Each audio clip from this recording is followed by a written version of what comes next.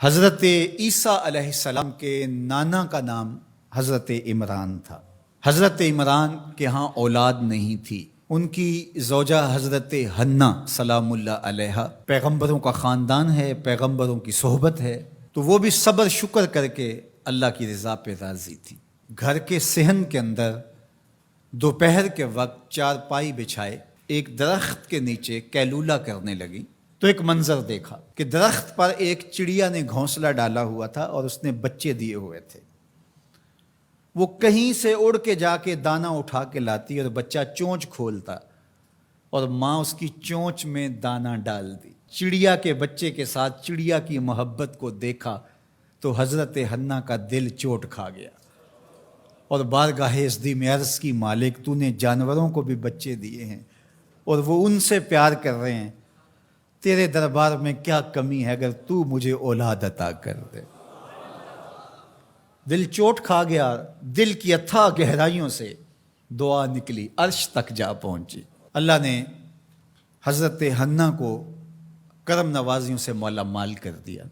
حضرت حنہ نے کہا، اے اللہ جو میرے بطن میں ہے میں تیرے گھر کے لیے اس کو وقف کرتی ہوں۔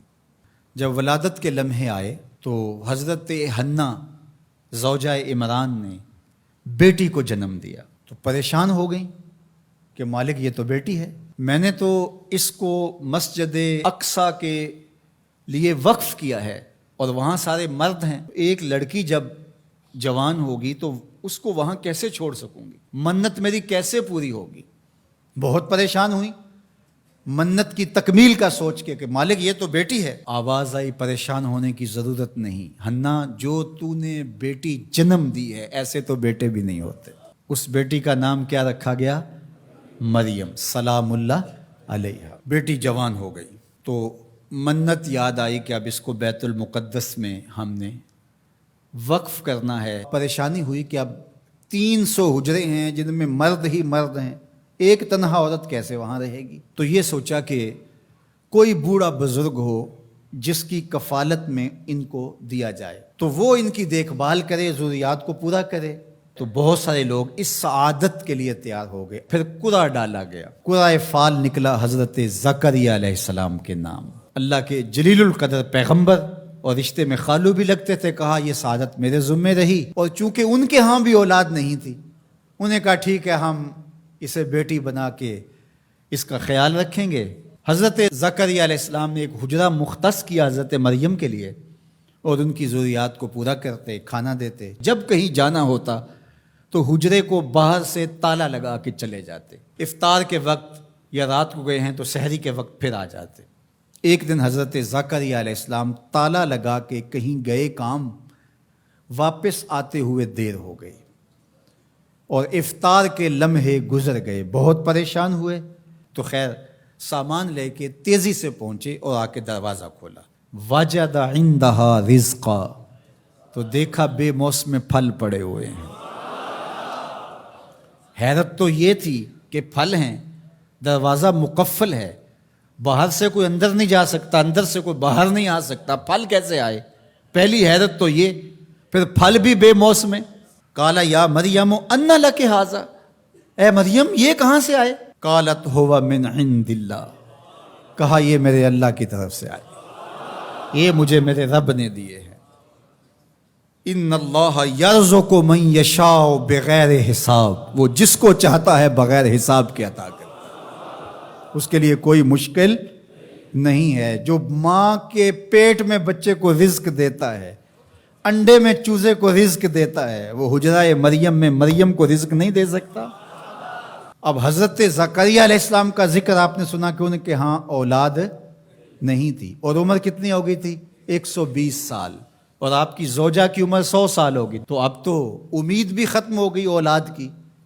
لیکن جب بے موسم پھل دیکھے نا تو اندر چھپی ہوئی امید کی موہوم سی جو چنگاری تھی وہ بھڑک اٹھی اور حضرت زکریا نے ہاتھ پھیلا لیے، ہنالک دعا زکریا رب، مالک جب تو مریم کو بے موسم پھل دے سکتا ہے، میرے شجر عمر پر اولاد کے آنے کا موسم بیت گیا ہے، لیکن مالک کیا تو مجھے بے موسمی اولاد نہیں دے سکتا؟ حضرت زکریہ وہیں کھڑے ہو کے دعا مانگنے لگے. معلوم ہوا جہاں رحمتیں اترتی دکھائی دیں وہاں دعا مانگی جاتی. ہم جب اللہ والوں کی قربت میں جا کے اللہ سے دعا مانگتے ہیں تو کچھ لوگ معترض ہوتے ہیں کہ اللہ تو ہر جگہ موجود ہے، یہاں کیوں مانگ رہے ہو؟ مسجد اقصی پاس ہے لیکن حجرہ مریم میں اللہ کا پیغمبر دعا مانگ رہا ہے، وہاں رحمت آنکھوں سے اترتے ہوئے دیکھی.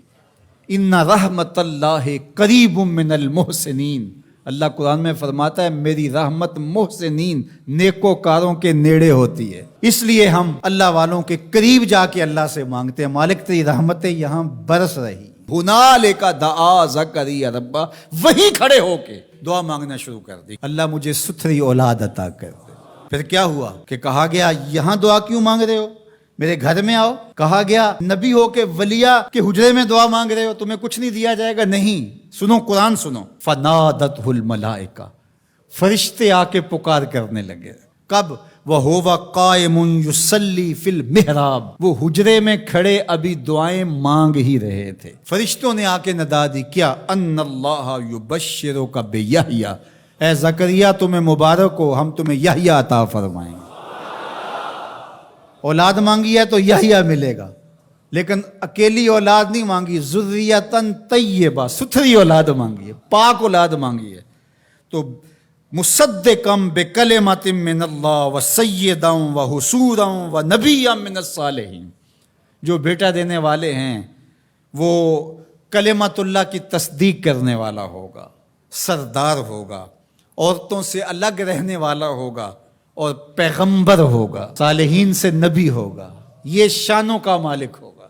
فوراً دعا قبول ہو گئی. یہ ہے کرامت سیدہ مریم کے حجرے میں بے موسم پھلوں کا ملنا اور وہاں دعاؤں کا قبول ہونا.